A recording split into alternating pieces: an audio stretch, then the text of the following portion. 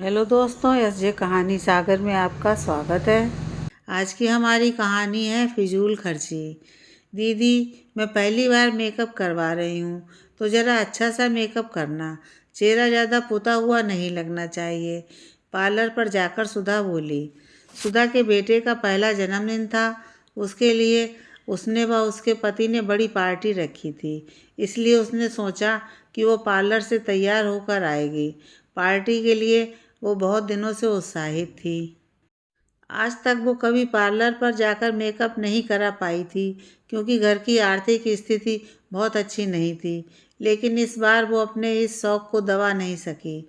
सासू माँ को पता लगा तो उन्होंने खूब हंगामा किया कि इतनी फिजूल खर्ची करने की क्या ज़रूरत है। लेकिन पति राजेश से कहकर उसने अपनी बात मनवा ली थी और अपने ही मोहल्ले की पार्लर वाली दीदी को मेकअप के लिए कह दिया था। सुधा जितने शौक से पार्लर पर आई थी, उतना ही उसके मन में डर भी था कि ना जाने मेकअप कैसा होगा। थोड़ी देर बाद जब सुधा ने तैयार होकर राजेश को फ़ोन कर दिया कि वो उसे आकर ले जाएं, उन्हें वहाँ से सीधे पार्टी हॉल में जाना था। जब राजेश ने सुधा को देखा तो एकदम बोला, ये क्या करा दिया चेहरे का? इससे ज़्यादा सुंदर तो तुम बिना मेकअप के लगती हो। राजेश की बात सुनकर सुधा बोली, आपको अंधेरे में ऐसा लग रहा होगा, हाल में जब लाइट में देखोगे तो सही लगेगा। थोड़ी देर बाद वे हाल में पहुंच गए। सुधा को उसकी सास ने आवाज़ लगा दी। थोड़ी देर बाद राजेश ने सुधा को देखा। सुधा, प्लीज़ अपना चेहरा धोकर आओ। तुम बिना मेकअप के ही ज़्यादा सुंदर लगती हो। तुम्हारी नेचुरल ब्यूटी उसका कोई तोड़ नहीं है। क्यों दिमाग खराब कर रखा है उसका? अच्छी तो लग रही है वो। पैसे खर्च किए हैं, वो बेकार जाएंगे। माँ, अच्छी लग रही है लेकिन उतनी सुंदर नहीं। और पैसे तो जो खर्च होने थे हो गए, उसका क्या सोचना। सुधा, तुम मुंह धोकर आओ। अरे भैया, भाभी अच्छी तो लग रही हैं, क्यों उनका मुंह धुलवा रहे हो? बेचारी पहली बार पार्लर पर गईं, वो भी आप बेकार कर दो, कहकर सुधा की ननद अपनी माँ की तरफ देखकर मुस्कुराई।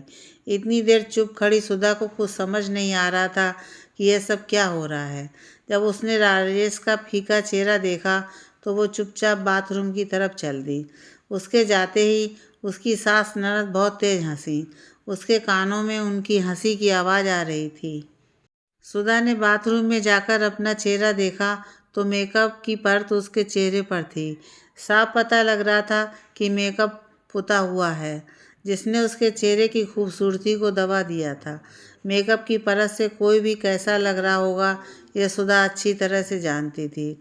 उसे अपने ऊपर बहुत गुस्सा आया कि उसने पार्लर से निकलते समय अपना चेहरा क्यों नहीं देखा। अरे हाँ, उसकी तो लाइट चली गई थी और मुझे देर हो रही थी, इसलिए जल्दी से निकल आई। राजेश मुझे बार बार कह रहे थे, लेकिन मैं ही समझ नहीं पाई। लेकिन पार्लर वाली ने मेरे साथ ऐसा क्यों किया? खैर, सुधा मुंह धोकर बाहर आई।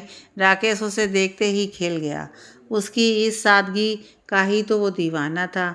अगले दिन सुधा पार्लर वाली के पास गई तो उसने उससे पूछा कि सुधा के मुंह पर इतना मेकअप क्यों किया था। वो बोली, मुझे तो आपकी ननद कहकर गई थी कि आपको गहरा मेकअप लगाना है। अब सुधा को सारी बात समझ आ गई। सासू माँ नहीं चाहती थी कि वो पार्लर पर जाए, इसलिए सास ननद ने मिलकर उसके साथ ऐसा किया। घर जाकर सुधा ने जब उनसे पूछा तो वो इधर उधर करने लगी। माँ, आप दोनों ने सुधा के साथ इतना बुरा किया, शर्म आती है मुझे ऐसी सोच पर। राजेश ने सारी बात सुनकर कहा। अब सास ननद के पास जेब मिटाने का कोई रास्ता नहीं था।